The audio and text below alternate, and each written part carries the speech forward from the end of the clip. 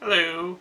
Uh, so recently I saw Transformers 4 something something Age of Extinction, and I know maybe I'm losing some indie cred by saying I watch poorly reviewed summer blockbuster movies, but I think it's sort of interesting. I mean, in that the reception, Rotten Tomatoes I think had like a 13%, but they managed to do $100 million on their opening weekend, which I guess that's a lot of money. And I think it was on like Polygon. They had a big opinion piece talking about the potential brilliance of Michael Bay. And while I was watching the movie, well, firstly, I felt like the movie kind of felt like a video game. I mean, in that, there was a turret sequence and everything was just sort of strung together, bam, bam, bam, and there was very little in the way of almost cutscenes or plot or story development. I mean, probably, for a game, assuming the game was like 2 hours and 37 minutes, which I think was the runtime of Transformers, which who knew you could make such a long movie about Transformers? But I think probably they would have more cutscenes than the equivalent video game of that length. But maybe the same amount of cutscene as a video game that's longer and has more action set pieces. But what really struck me was that I felt that there was kind of some emotional context. I was actually emotionally invested in the story somewhat, and I found this rather surprising because I mean the story is not very good. I mean I'm not gonna lie, I enjoyed the movie. I mean it had explosions and robots and robot dinosaurs, and I mean really robots and dinosaurs are really all one or the other is all it takes for me to see a movie, and this had both combined. So really it was the perfect movie for me, and I loved the Dinobots and Transformers as a kid. So I mean certainly there's a lot of things I think that Transformers sort of dials in for their audience that that sort of kid at heart, although maybe I'm just a man child. But it sort of resonates with audiences for those reasons. But I think what they did sort of with the characterization of Mark Wahlberg's character, Kade something, I don't know, I can't even remember the character's name. But I thought about it, and it seemed sort of interesting that they were able to create an emotional resonance with such little in the way of story and character development. And so I thought about it, and it seems like a lesson that could perhaps be applicable to video games. So I think, excuse me, the character of Kade is he's a father. He lost his wife, and he really just wants to protect his daughter. But he's also, frustrated with life. He feels like he's, dreaming big and destined to be this great inventor, although, like, all the blurbs say he's a mechanic, but he's an inventor and wants to build robots, and, but no one wants robots, I guess, because Transformers are evil or something. I don't know.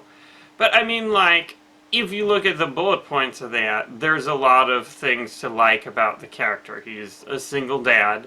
Who really cares about his daughter. He, dreams big. He wants to be something sort of greater than he is. And he's struggling. His house is getting foreclosed and things like that. But those three things are things that make him endearing and make him likable. And it really didn't take that much time to establish that. And so, even though he's just this failed inventor guy, he manages to save the world. But like even in the oops, I hope that wasn't a spoiler. The evil robots don't win in this movie. Sorry guys. Um, but what was I saying? Basically, like he's just sort of out to save his daughter, to protect his daughter in the beginning of the game, and I think that's game. See, I even called it a game in the beginning of the movie, and I think that's sort of an interesting way to approach game design and also character development in games. So let's take a random game, for example. Let's say like Call of Duty Ghosts. So firstly, what can you say about the protagonist of Call of Duty Ghosts? I mean, he has a brother, I think, and a father, maybe, and some guy betrayed him, maybe, something. I don't know, and it just sort of reminds me of, I think it was like Red Letter Media, or some people put together basically like an hour and a half long review of Star Wars Episode 1, and they asked people like, what, what type of character is Han Solo? And it was like, oh, he's a lovable rogue. What type of character is Qui-Gon Jinn? And there's really nothing you can say to that, is because, Qui-Gon Jinn has no character. He's played by the amazing Liam Neeson. I love Liam Neeson. But, like, he just has no personality whatsoever. No goals, no characters, no dreams, no hopes. And I think that is something that we don't think about in games when telling a story. You think about, like, oh, here are the action set pieces I want, here's the overall narrative, and, here's what we're gonna do. And I mean, I think the same is true of a lot of action games. I mean, certainly, Gears of War had stuff about, him wanting to rescue his father, Marcus Phoenix. But I mean, otherwise, and I mean, that's cool, and that's sort of a little bit different. But I mean, Marcus Phoenix was a grizzled war vet character. And, I mean, that's not very relatable or very different. But, I mean, I think sort of the idea of, Joe Everyman, or someone, rising to the occasion, or trying to protect their family or something, that's sort of an easy way to get a more interesting story. And I mean, even if you look at a game with, good storytelling like Half-Life 2, I mean, of course, Gordon Freeman, silent protagonist, he doesn't have much personality at all. But, like, Alex Vance or all the other characters, I can't really think. I mean, I guess maybe it's just been a while since I played Half-Life 2, but I can't really think of anything to say about them. Like, Alex Vance is... And, I mean, I guess she had more personality, because I feel like there's a word just right out of the reach of my memory for Alex Vance. But, I mean, I think, the best characters are the ones that stick with you, and the things where you can say, oh, this character is really interesting, and I remember that from such and such game, with, good storytelling or something. Anyway, I don't know. And actually, I think another good example is Rambo, which, I mean, I actually hadn't seen the Rambo movies until recently.